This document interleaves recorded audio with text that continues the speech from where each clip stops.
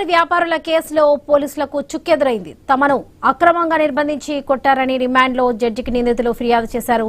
గాయాలైన వెంకటస్వామికి private ఆసుపత్రిలో వైద్య పరీక్షలు చేయించారు. మెడికల్ రిపోర్ట్ ఆధారంగా విచారణ సాగింది. జిల్లా ఆసుపత్రి వైద్యురాలు తప్పుడు రిపోర్ట్ ఇచ్చారంటూ ఆగ్రహం వ్యక్తం చేశారు.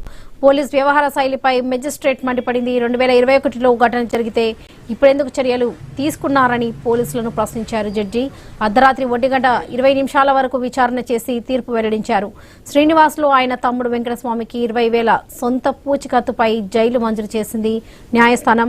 ఇక కేసు నమోదులో పోలీసుల తీరుపై సంతృప్తి వ్యక్తం చేసింది కోర్టు. శ్రీనివాస్లో వెంకటస్వామికి ఏ చిన్న హాని జరిగినా పోలీసులదే బాధ్యత అని హెచ్చరించింది న్యాయస్థానం. రైట్ శర్మ, ఇదే విషయానికి సంబంధించి పూర్తి అప్డేట్స్ మా ప్రతినిధి శర్మ అందిస్తారు. శర్మ. వరలక్ష్మి, ప్రొద్దుటూరులో ఏదైతే గత 3 రోజులుగా కలకలం రేపుతుందో ఈ బంగారు వ్యాపారి కిడ్నాప్ కేసు, తర్వాత ఇది గతంలో 2021లో నమోదైన కేసు సంబంధించిన అరెస్ట్ అంటూ పోలీసులు చెప్పడం జరిగింది.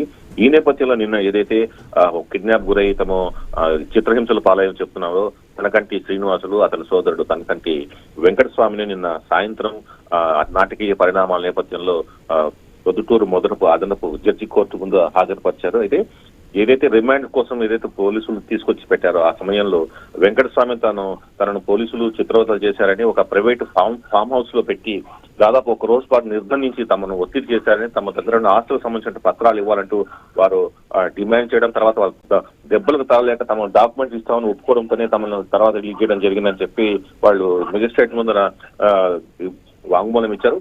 ఇదే సందర్భంలో ఏదైతే కోర్టుకు రిమాండ్ పెట్టే ముందు కొద్దిసేపు క్రితం ముందు వరకు పొద్దుటూరు జిల్లా ఆసుపత్రికి తీసుకెళ్లి వైద్య పరీక్షలు కూడా చేశారు. వైద్య పరీక్షలు చేసినప్పుడు అక్కడ ఉన్నటువంటి డాక్టర్ సాహిదా అనేటువంటి ఒక డాక్టర్, ఎవరైతే డ్యూటీ డాక్టర్ ఉన్నారో ఆమె ఇచ్చినటువంటి రిపోర్ట్, అంటే ఇతను ఎటువంటి గాయాలు లేవు అని చెప్పినట్టు ఇచ్చినటువంటి రిపోర్ట్ మీద కూడా జడ్జి ఆగ్రహం వ్యక్తం చేసినట్టు మనకు తెలుస్తుంది. ఈ నేపథ్యంలో ప్రభుత్వ ఆసుపత్రి కాకుండా వెంకటస్వామి ఒక ప్రైవేట్ ఆసుపత్రిలో వైద్య పరీక్షలు చేసి ఆ రిపోర్ట్ ఇచ్చిన తర్వాత విచారణ కొనసాగిస్తారని చెప్పడంతో సాయంత్రం 7:30-8 ప్రాంతంలో ప్రైవేట్ హాస్పిటల్కి తీసుకెళ్లడం జరిగింది. రాత్రి 10-11 గంటల ప్రాంతంలో తిరిగి కోర్టుకు తీసుకురావడం జరిగింది.